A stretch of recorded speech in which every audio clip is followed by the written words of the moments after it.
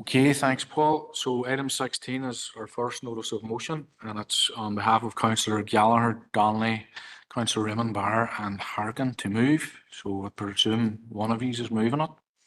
Councillor Gallagher. Thank you, Mayor, for letting us in. And Seconder. I'll read it out. Councillor Donnelly. Right, once it's accepted, thank you.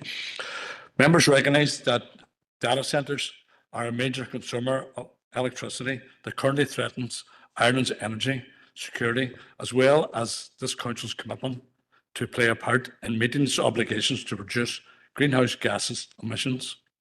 Set out in the Strategic Plan Policy Statement, our Local Development Plan 2032 and the Climate Change Act, Northern Ireland 2022.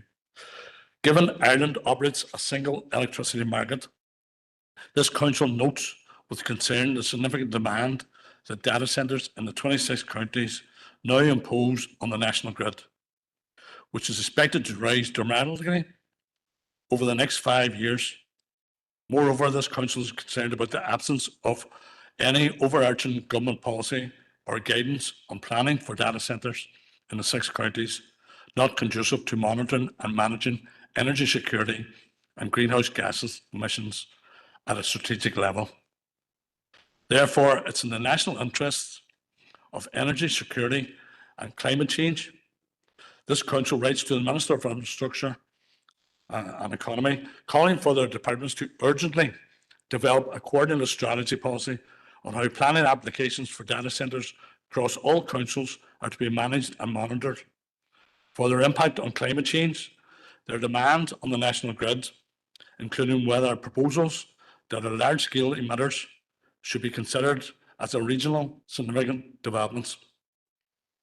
Further, this Council will write to other local authorities, calling them to support or call for central government policy and guidance on the application for data centres and other projects as large emitters of greenhouse gases. Chair, no further away than this week, we've had legal decisions and some of the instructions that is that government departments have a duty to publish sectoral plans for their remit. It goes on to say that the Department for Economy is responsible for the production of sectoral plans for the energy sector. The DFI must publish sectoral plans, and these sectoral plans must include proposals and policies for planning. Again, reinforcing the need for central government to get on top of how large-scale emitters like data centres might impact on our security and on greenhouse gases releases. I call on this Council to support this proposal. Thank you. Thank you, Councillor Gallagher and Councillor Duffy. Vera.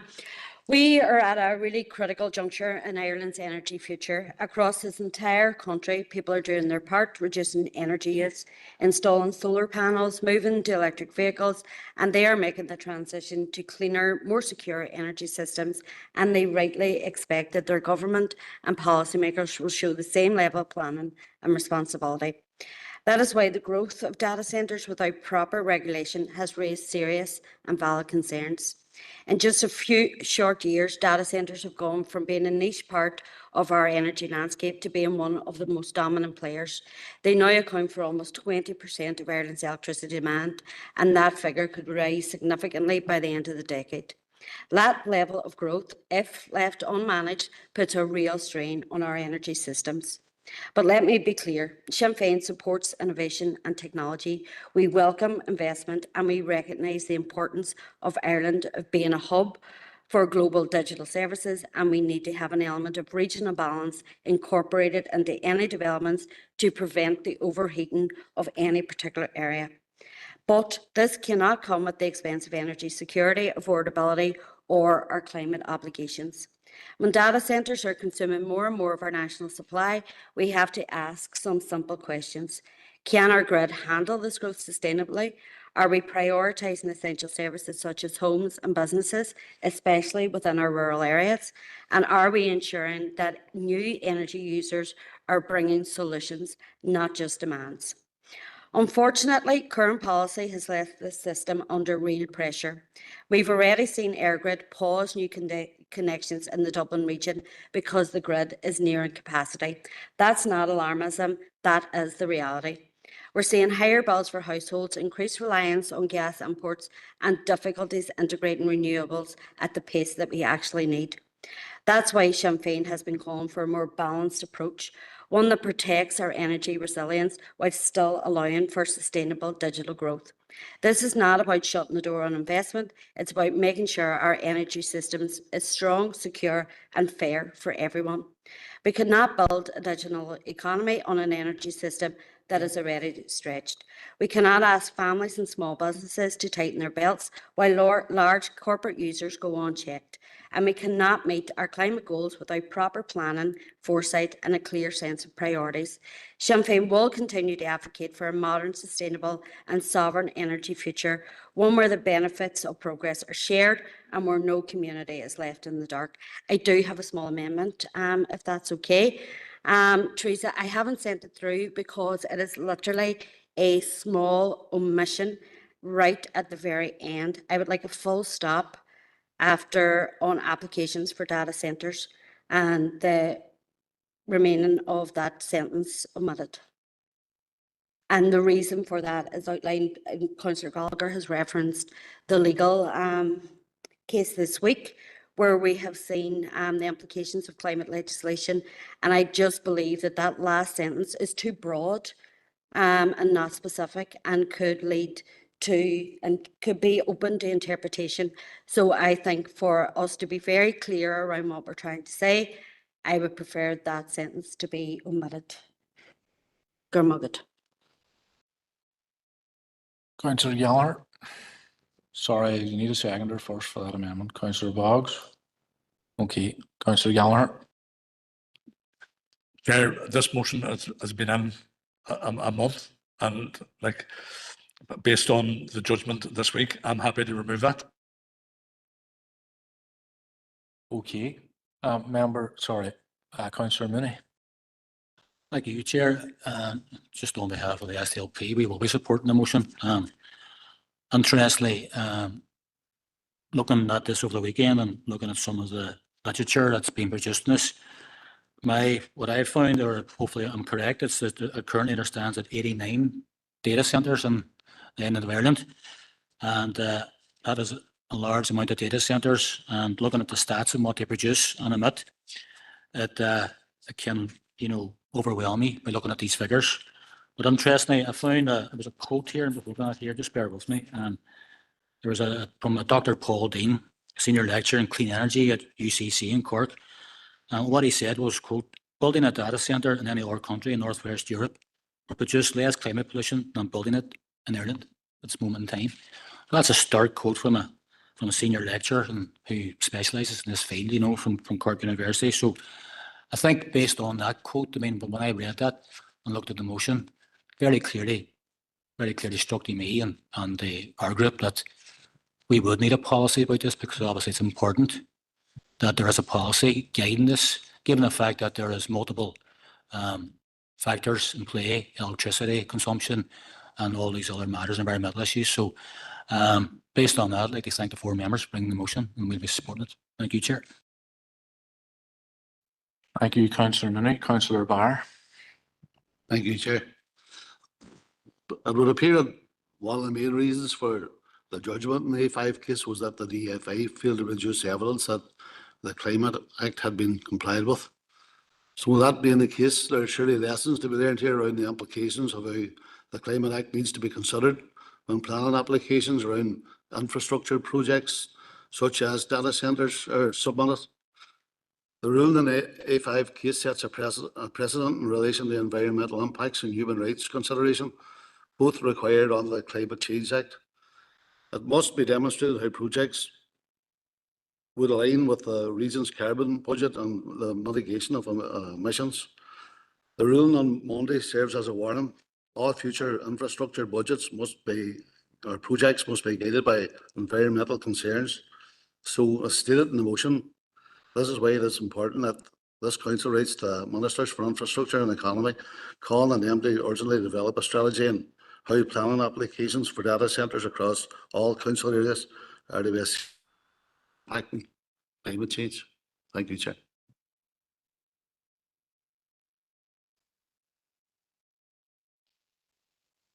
Councillor Harkin, sorry. Thank you, Chair. And just to add my voice of support for the motion, I think it's a very important one. I think we need to have a strategy around this across the north and across the entirety of the island. And it's clear that just from reading what legislators are saying in the south, they are saying that data centres are hijacking the energy grid and actually blocking the development of desperately needed housing. And I think that that should give us pause for reflection, given that there is a housing crisis here in the north, but there's also a housing crisis in Donegal. And there needs to be regulation of data centres. There's huge profits being made from it. But clearly we have a situation where it's out of control in the south because the government there has had an enabling culture when it's come to data centres. And actually doesn't have a strategy to address the housing crisis, which has simply got out of control and is leading people to leave the 26 counties, and others are paying ridiculous rents and unaffordable rents and can't buy a house. So I think for us here in the north, we have to get to grips with this early on.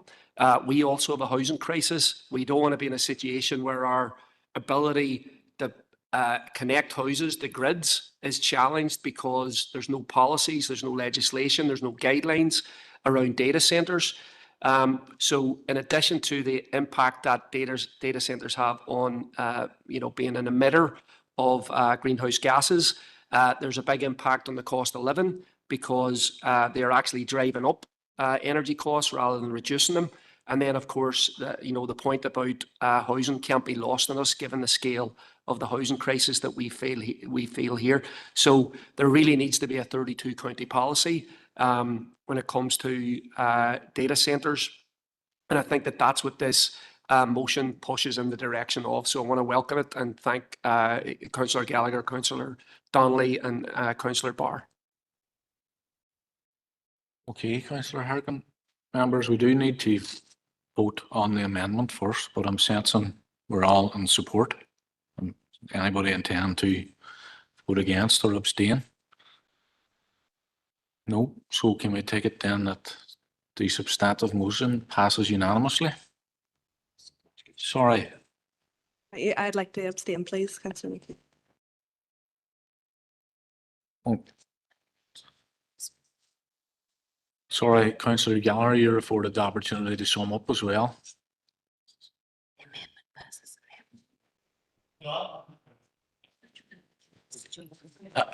Happy enough, Chair, and I'm just glad that everybody has looked at it and recognised the importance that we need a regional strategy and a regional policy of issues that are very significant to this district.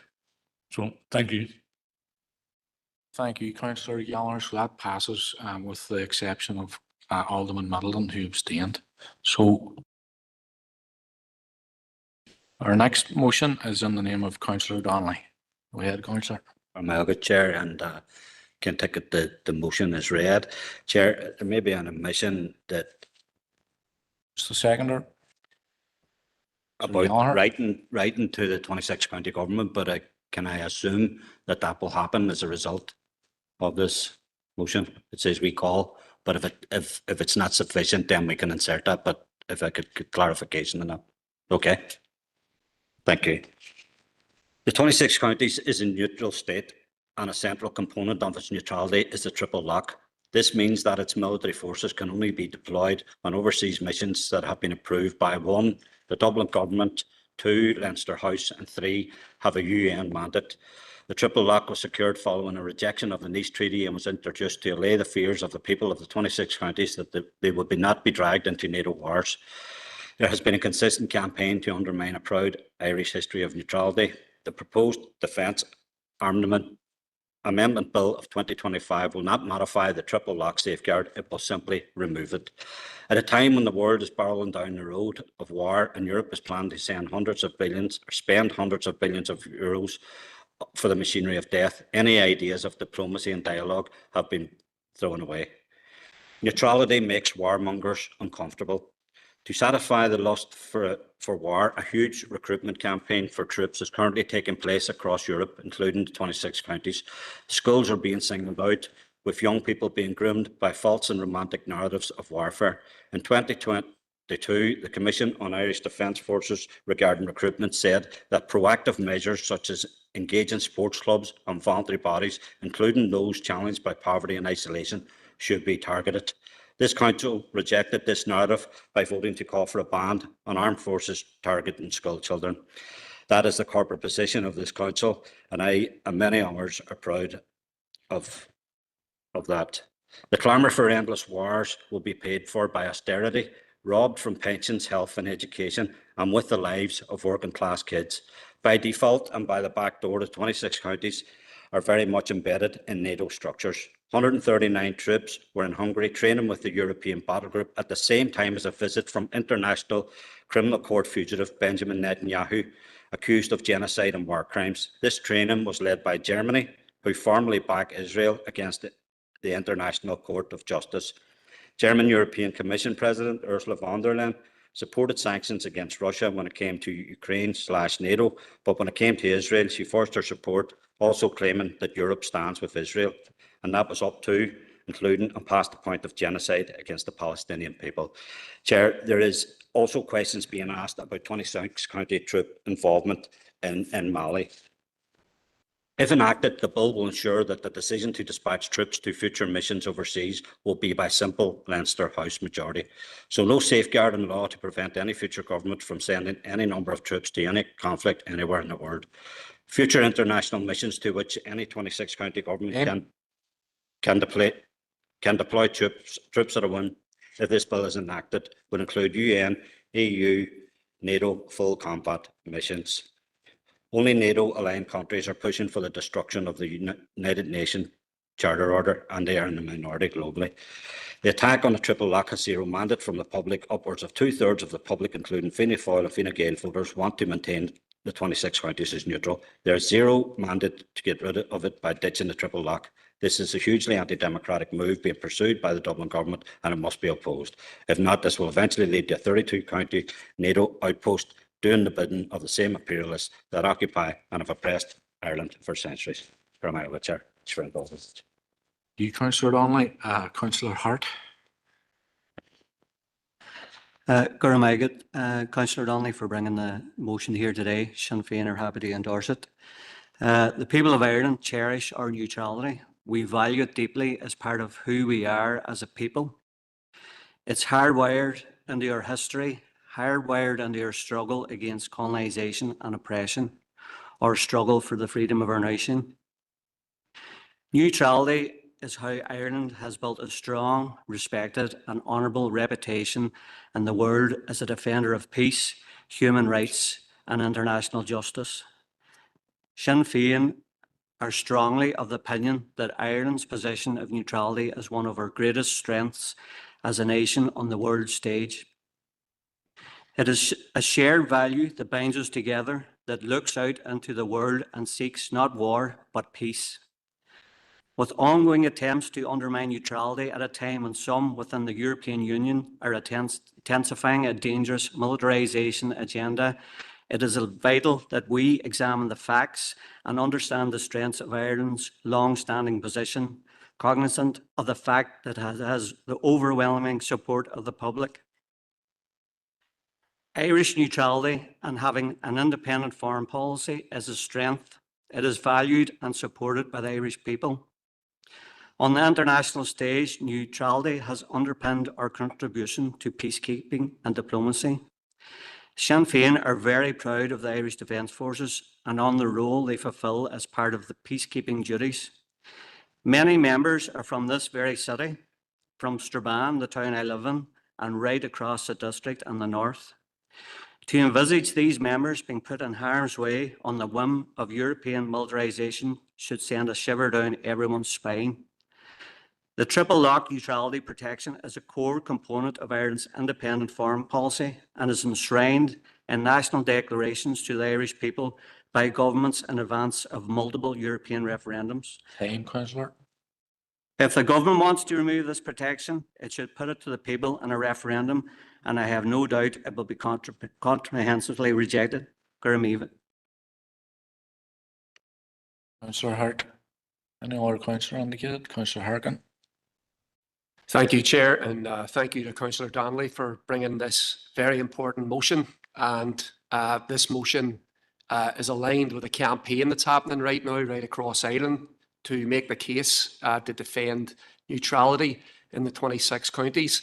And we are at a very dangerous moment because we can see the kind of warmongering that's going on in the Middle East. But we also see Keir Starmer talking about slashing the welfare budget to fund warfare.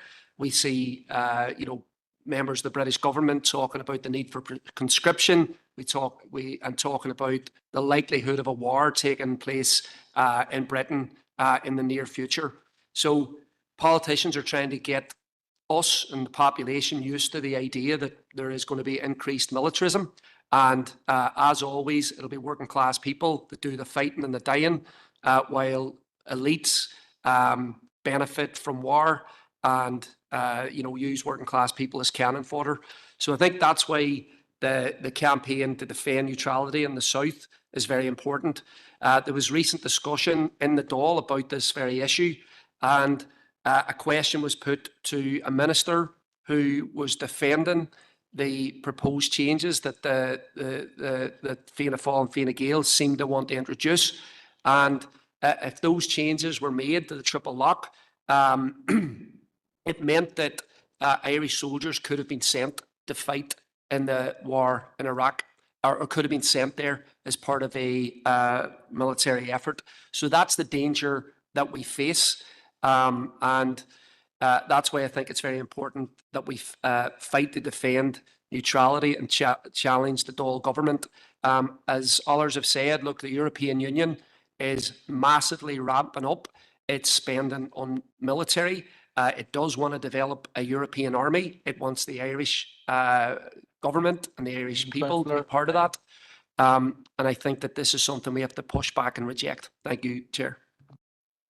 Thank you, Councillor Harkin. Councillor Mooney. Thank you, Chair. Thanks to everybody who's contributed so far. When I looked at the motion over the weekend and I started to read up about it, there was a thought that occurred to me that I read a quote before, and it was from a famous speech in the House of Commons in 1850 by a British Prime Minister, Lord Palmerston, which was the basis about foreign affairs.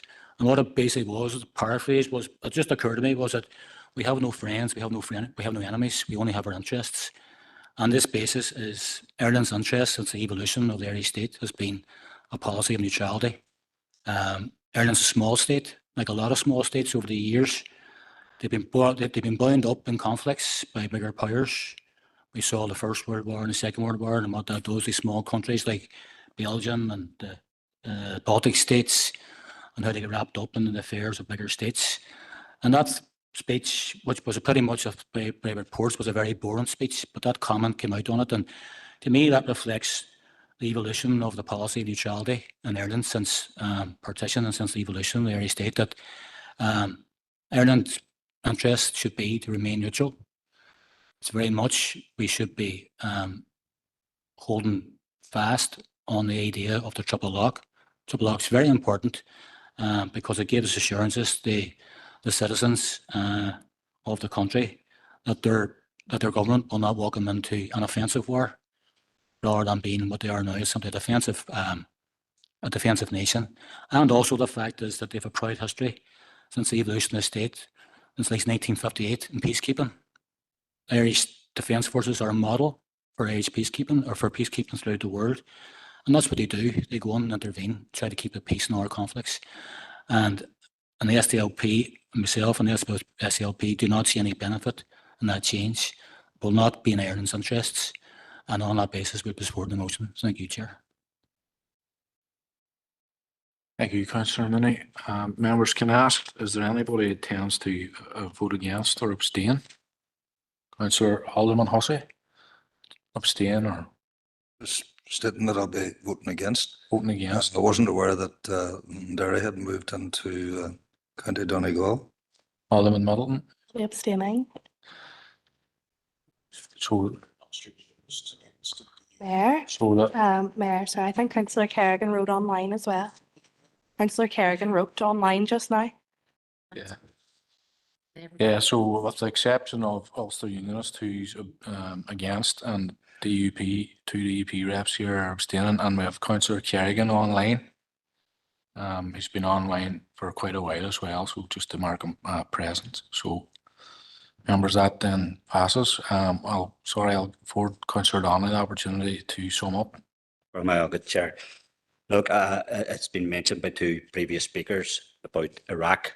Chair, if this legislation hadn't been in place then young citizens of the city and district and our parts of the 6 counties who make that decision, mostly young people, boys, girls, men, women, who take that decision to join the 26 county army would be put in a position that they'd be dying in foreign wars based on lies like weapons of mass destruction.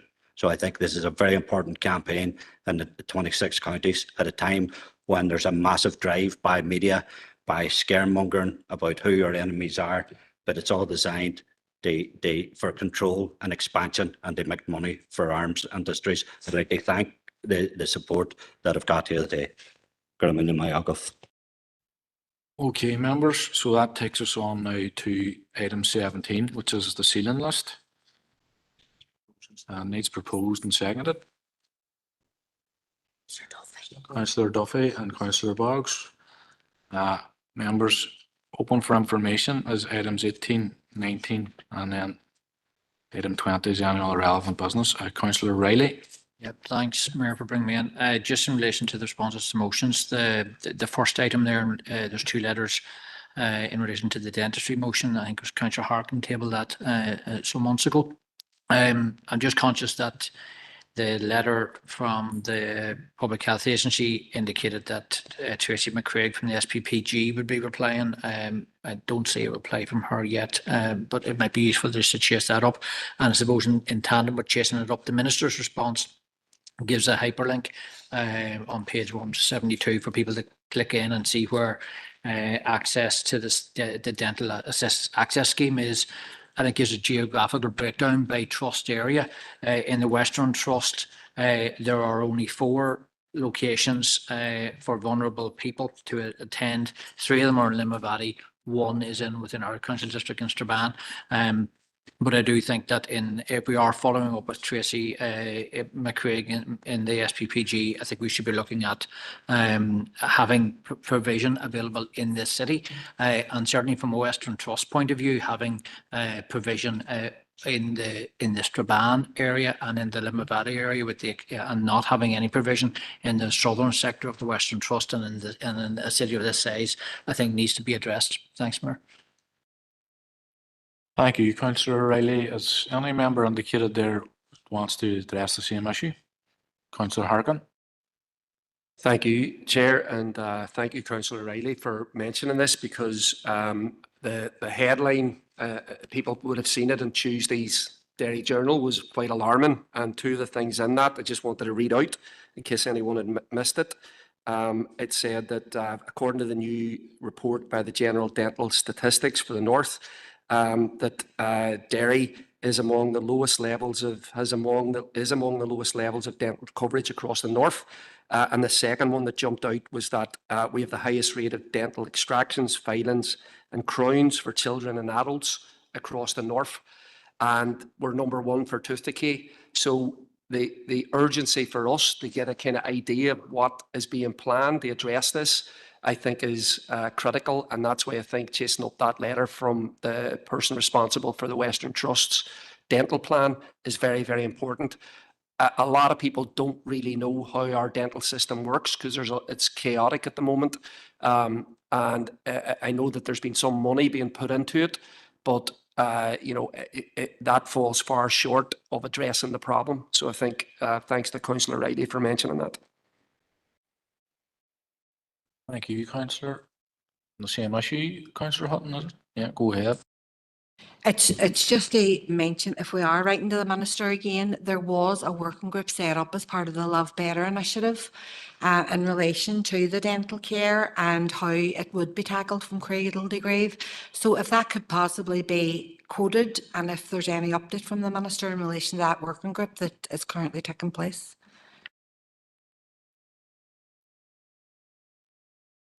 Okay, Councillor Hussey's separate issue, is it? Same issue? Go ahead. Chair, I note the response from the Minister with regard to funding that has been distributed, etc. What I would like to know when we contact the Minister, how much has come in to the Western Trust area and into our council area, because I can't see the result of that. That's what I know. And if we ask the question, well, where has this money gone and why haven't we got our first slice of it? Thank you, Chair. Okay, no other member on this issue, so back to you, Alderman Hussey. Thank you, Chair. It was the rural parliaments, and I think it ties very well in with an initiative that we have in our own council area. That was a letter from Romana and Oma. I don't appreciate the description of Northern Ireland as the north of Ireland, but I appreciate the content within the letter from Romana Oma. It ties in very well, as I say. We have our own rural issues group, which is operating within our district council area and operating extremely well, I have to say. But I feel that there is merit in exploring further the idea of the rural parliament idea, similar to what exists in Scotland, has done since 2014, I think, from what I can remember, that we should look into that further with regard to that content of that letter, and would ask that officers would maybe bring a report back on the potential of that and the interaction that we would have with the other 10 councils. Okay, just need a seconder for that. Councillor Boyle. Fergal or Councillor Leonard, the same issue? Yeah, it's the same. I would fully endorse this suggestion as well. I could see this has been a positive step for improving rural ways of life. It's a great opportunity, I believe, to share ideas, best practice, and indeed any learning that there's been. The challenge for rural life, no matter where you are in this island or Scotland or Wales, wherever you are, it's the challenges are all the same.